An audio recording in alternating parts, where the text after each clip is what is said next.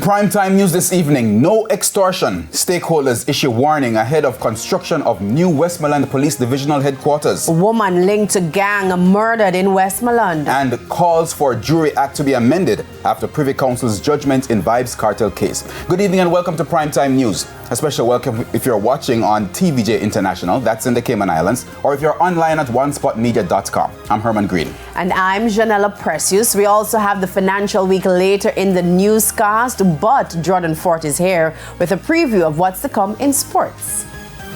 Well, Janella, the woman who was charged with the killing of reggae girl Tarania Plum Plum Clark in 2019 has been sentenced to 6.5 years in prison for manslaughter. We'll have the details of that a little later on in sports, as well as the Jamaica Scorpions. They're in a spot of bother heading into the final day of their regional 4-day match against the West Indies Academy. All of that a little later on.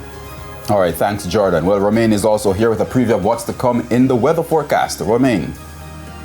Thanks, Herman. We're expecting more clouds this weekend, especially across the west. And we also have some isolated showers that could occur across sections of the west on Sunday as well.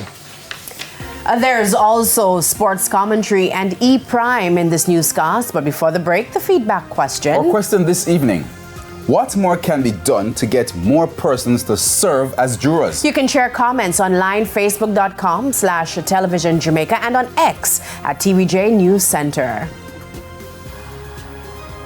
Please stay tuned. Primetime News returns right after this break.